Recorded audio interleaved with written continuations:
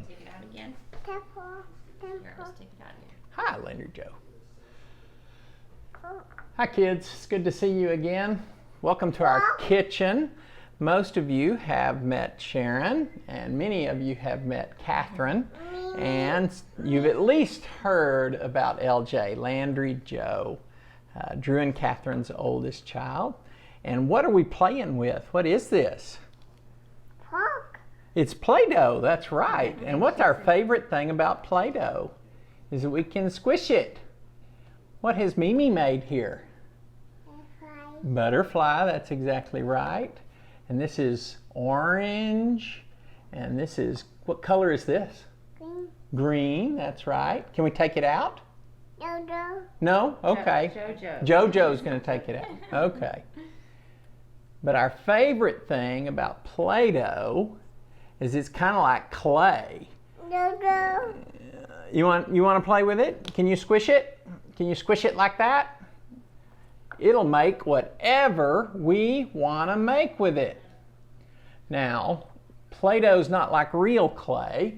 It can dry out, but it doesn't really become as hard as clay does when you let it dry out, and particularly when you fire it.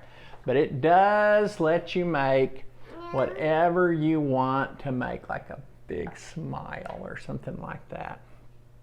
Having fun? God often talks about the way that our hearts need to be soft and moldable. He wants our hearts to be soft and moldable like clay. In Zechariah, the book of Zechariah, chapter 7, it says this, "But they refused to pay attention stubbornly." Bad word in the Bible when God says we're being stubborn. Stubbornly, they turned their backs. And listen to the way it says, they stopped up their ears. They wanted to not hear God so much that they stuck stuff in their ears so that they couldn't hear. They stopped up their ears. And then he says it this way, kind of summarizes it this way. "And they made their hearts as hard as," and he talks about a particular kind of rock, "as hard as flint." One of the reasons he talks about flint is because flint is very difficult to cut and make into stone from a larger rock. It breaks off in pieces. It shaves off. It won't be really, in reality, basically almost won't be molded. You make your hearts as hard as flint, and you won't listen to the Lord.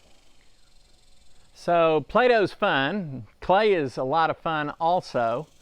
But clay, of course, lets you mold it.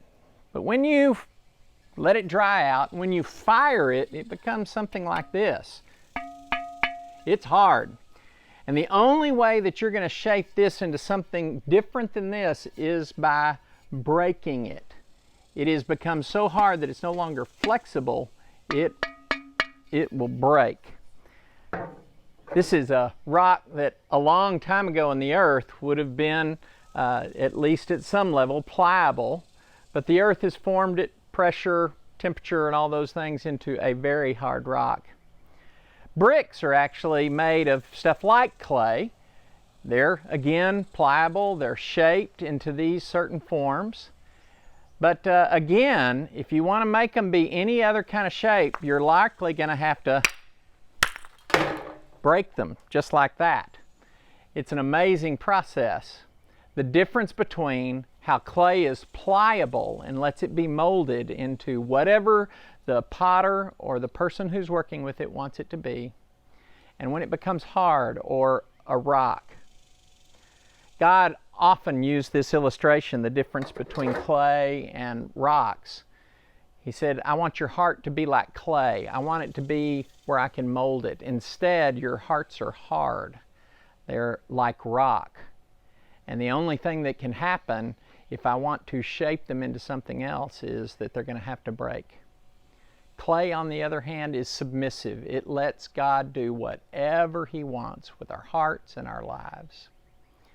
It's my prayer that as you continue to grow up, that you will be the kind of kids, and then you'll grow into the kind of young people, and then you'll grow into the kind of adults and moms and dads who, even though you get older, you choose not to become hard like a rock. You stay soft and pliable like that clay, and let God do all the wonderful things that He wants to do with you and your life.